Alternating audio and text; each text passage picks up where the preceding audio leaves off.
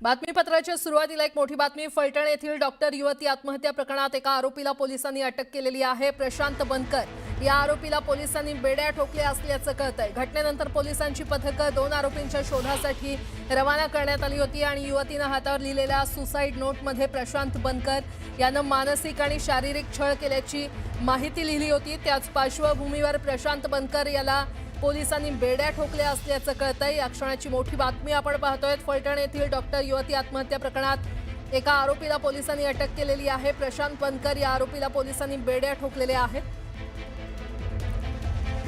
आणि या संदर्भात अधिक माहिती देत आहेत आमचे प्रतिनिधी सचिन जाधव आपल्यासोबत जोडले गेलेले आहेत। सचिन, डॉक्टर युवती आत्महत्या प्रकरणातल्या एका आरोपीला म्हणजेच प्रशांत बनकरला अटक केली असल्याचं कळतंय, काय अपडेट?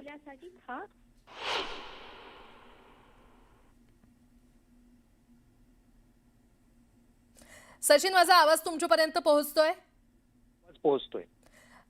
सचिन, प्रशांत बनकर या आरोपीला पोलिसांनी बेड्या ठोकलेल्या आहेत, काय अपडेट त्या संदर्भातले? होय, खरं पाहायला गेलं तर प्रशांत बनकर याला पोलिसांनी बेड्या ठोकल्यात।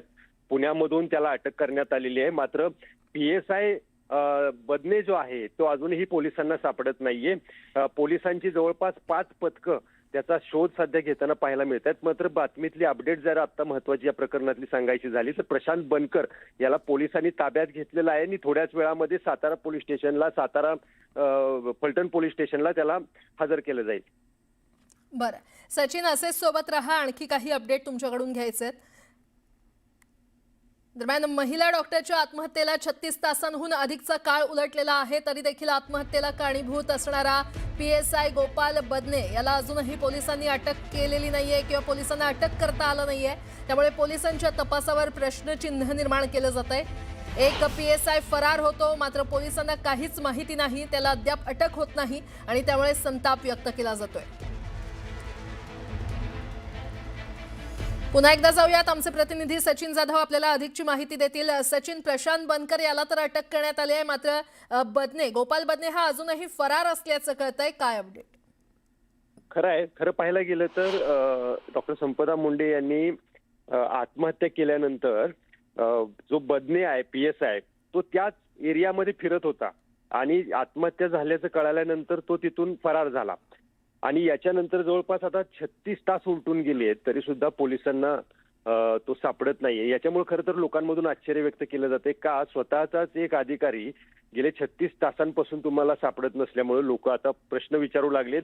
जे संपदा मुंडे त्यांचे कुटुंबीय सुद्धा प्रश्न विचारू लागले। जवळपास 5 पोलीस पथकं त्यांना शोधण्यासाठी या ठिकाणी पाठवलेली आहेत तरी सुद्धा हा सापडत नाहीये, कुठं लपून बसलाय असा सवाल सध्या विचारला जातोय।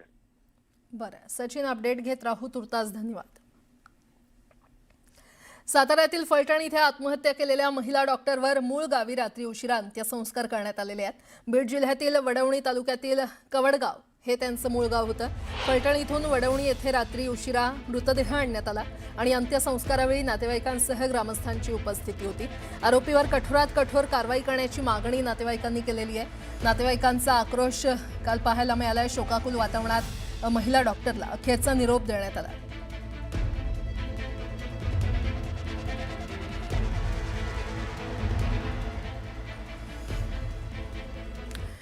डॉक्टर तरुणी आत्महत्या प्रकरणाची SIT चौकशी करा आणि दोषींवर कडक कारवाई करण्याची धनंजय मुंडे यांनी मागणी केलेली आहे।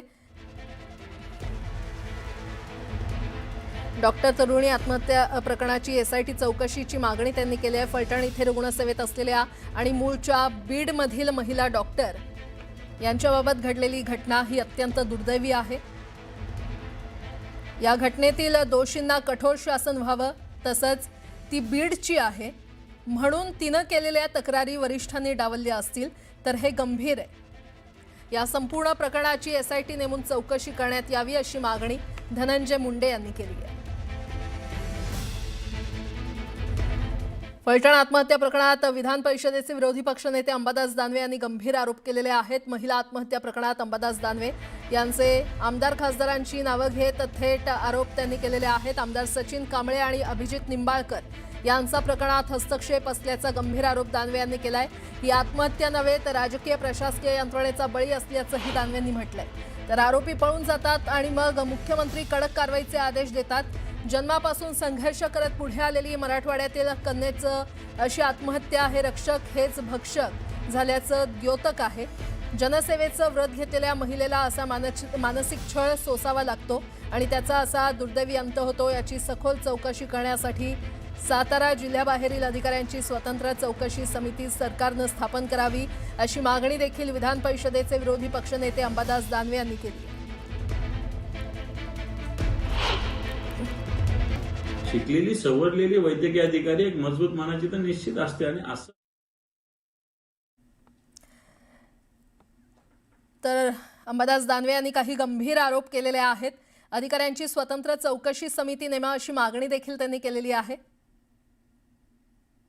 मंडळी शिकलेली सवरलेली वैद्यकीय अधिकारी एक मजबूत मानाची तर निश्चित असते आणि असं असताना या भगिनीनं अशा पद्धतीने जीवन संपवणं.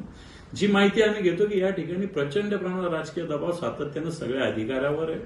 इथे सत्ताधारी पक्षाचे काही लोक आहेत, माजी खासदार आहेत, आमदार आहेत, कोण सचिन कांबळे नावाचे आमदार आहेत. ही सगळी मंडळी आणि सगळ्यात महत्वाचं एक अभिजित निंबाळकर नावाची व्यक्ती या ठिकाणी सगळ्या शासकीय कारभारामध्ये सातत्यानं हस्तक्षेप करत असते. वेगवेगळ्या विरोधी पक्षाच्या कार्यकर्त्यांना अडकवणं, स्वतःच्या पक्षाच्या कार्यकर्त्याला वाचवणं, अन्याय केल्यावरही त्याला मला असं वाटतं वाचवण्याचा प्रयत्न आणि ज्याच्याकडून खऱ्या अर्थानं या सगळ्याचा राजकीय वापर प्रशासनाचा करून घेतला जातो.